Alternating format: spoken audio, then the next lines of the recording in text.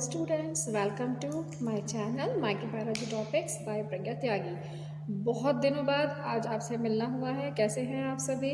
Hope so सभी studies में लगे हुए होंगे। सेमेस्टर एग्ज़ाम्स काफ़ी के आप में से कंटिन्यू होंगे। तो एक नया टॉपिक आज लेके आए हैं, माइक्रोबायोलॉजी से थोड़ा बहुत रिलेटेबल है, थोड़ा बहुत नहीं, आई थिंक बहुत रिलेटेबल है। और जितने भी हमारे माइक्रोबायोलॉजी के स्टूडेंट्स होते हैं, हम लोग पैथोलॉजी लैब में भी जॉब करते हैं। तो आप सभी लोगों ने सुना होगा एक टर्म पैथोलॉजी, देखा भी होगा। पैथोलॉजी लैब्स होती हैं, पैथोलॉजिस्ट होते हैं। तो आज हम इसी टर्म के बारे में स्टडी करते हैं। टर्म है हमारा, टॉपिक क्या है आज का? पैथोलॉजी। एक्चुअली देखो, पैथोलॉजी क्या है?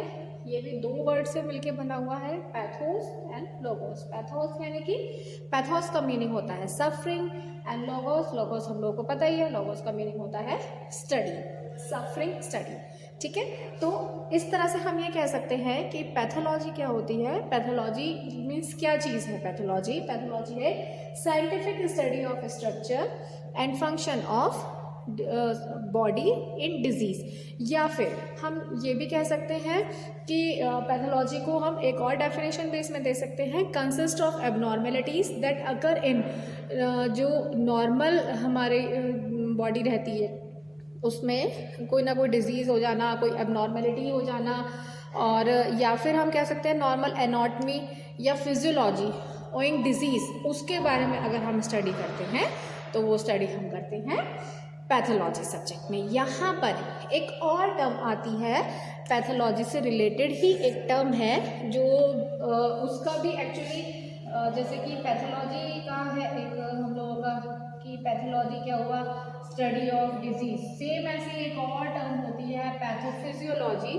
उसको भी हम स्टडी करते हैं। उसकी भी डेफिनेशन हम यही देखते हैं, पैथोफिजियोलॉजी यानी कि स्टडी ऑफ डिजीज। पैथोफिजियोलॉजी में पैथोस से वही दो वर्ड मिलके बने हुए हैं, पैथो एंड फिजियोलॉजी। पैथो यानी कि सफरिंग एंड फिजियोलॉजी, फिजियोलॉजी क्या होता है? Physiology is study of normal functions, जो भी बॉडी के नॉर्मल फंक्शंस होते हैं उनकी स्टडी हम पैथोफिजियोलॉजी में करते हैं।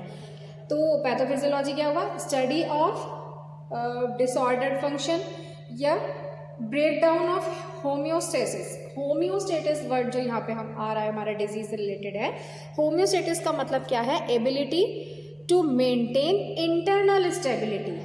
जो हमारी बॉडी है उसमें एक एबिलिटी होती है कि इंटरनली वो अपनी एक स्टेबिलिटी को मेंटेन करके रखती है, और अगर उसमें कुछ भी डिफरेंट आता है, कुछ उसमें अडेप्टेशंस होते हैं, कुछ उसमें चेंजेस होती हैं, तो वो चीज़ हमारी क्या आती है? पैथोफिजियोलॉजी में, या हम उसको बोल सकते हैं पैथोलॉजी भी। अभी यहाँ पे एक और टर्म आती है पैथोलॉजिस्ट।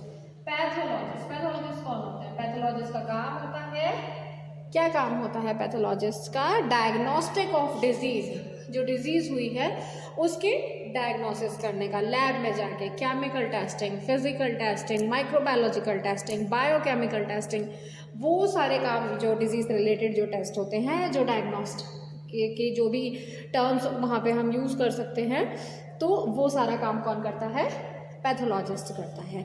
तो बेसिकली अगर हम ये देखें कि पैथोलॉजी जो टर्म थी, उस टर्म का क्या यूज़ था? Basically the term pathology used for study of disease, study of disease. अब यहाँ पे एक नया टर्म आ गया, disease. So what is disease? Disease क्या हो सकती है?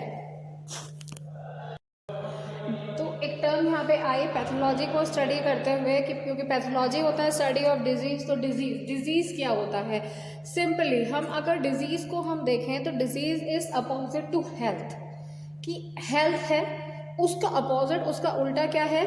वो डिजीज है। Means what is not healthy is disease. जो ठीक नहीं है, जो अच्छा नहीं है, जो स्वस्थ नहीं है, उसको हम यहाँ पे डिजीज बोलेंगे। अब एक और टर्म आ गई यहाँ पे कि what is not healthy is disease. मतलब हेल्थ में कोई टर्म आती है, हेल्थ क्या होता है? हेल्थ टर्म का क्या मीनिंग है? हेल्थ मतलब जो कि अपने जब कभी कोई भी इंडिविजुअल कंप्लीट होता है विद देयर सराउंडिंग्स, अपने सराउंडिंग्स के हिसाब से वो कंप्लीट है, उसको कोई प्रॉब्लम नहीं है, कोई इश्यू नहीं है, तो वहाँ पे हम टर्म उसके लिए यूज़ करते हैं हेल्थ। और डिजीज़ को हम क्या कहेंगे? Disease is less of comfort. मतलब अगर किसी को कंफर्टेबल नहीं हो रहा है। आप लोगों को भी लगता है कभी कभी हम लोग लो फील करते हैं, डाउन फील करते हैं, हम लोग बोलते हैं, समटाइम्स वो मेंटली होता है, समटाइम्स वो फिजिकली होता है। तो डिजीज़ का क्या मतलब यहाँ पे हो सकता है कि लेस ऑफ कंफर्ट, कंफर्टेबल नहीं फील हो रहा है, किसी भी वजह से हो सकता है, तो वो डिजीज़ हम यहाँ पे उस वर्ड को यूज़ करते हैं।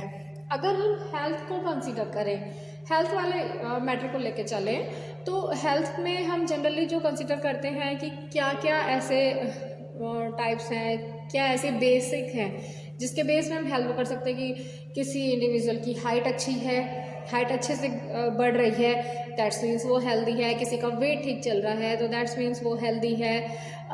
किसी को जो है जो टिश्यू केमिकल कंपोजिशंस हैं वो चीज़ भी हम हेल्थ में कंसिडर कर लेते हैं, हम ब्लड को हेल्थ में कंसिडर कर लेते हैं। लेकिन इन सब के अलग हमें सेलुलर जो लेवल होता है उसको भी हमें अप्रिशिएट करना चाहिए, क्योंकि जो सेल्स होती हैं, जो हमारा सेलुलर लेवल होता है, वो हमारी बॉडी के बहुत सारी एक्टिविटीज़ को शो करता है, बहुत सारी एक्टिविटीज़ को कंटिन्यू करता है। तो हमें जब भी हमें हेल्थ की बात आए तो अनदर के बॉडी का वेट, हाइट, ब्लड, इन सब चीज़ों के अलावा हमें सेलुलर जो लेवल होता है उसको भी हमें यहाँ पे कंसिडर करना चाहिए।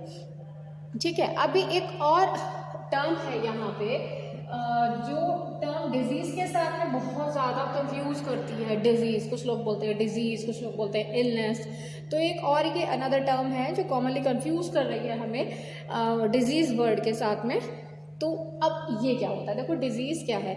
डिजीज़ जनरली जो है वो सजेस्ट करता है अपनी एंटाइटी को विद कॉज, कि कहाँ से आई है, कैसे आई है, वो सारी चीज़ें। और इलनेस क्या होता है बेसिकली, इलनेस एक रिएक्शन है किसी इंडिविजुअल का उस पर्टिकुलरली डिजीज़ के अगेंस्ट। मतलब सपोज किसी इंडिविजुअल को कोई बीमारी हो गई है, कोई डिजीज़ हो गई है, तो जो उसका रिएक्शन है, जैसे कि हम लोग होता है ना बुखार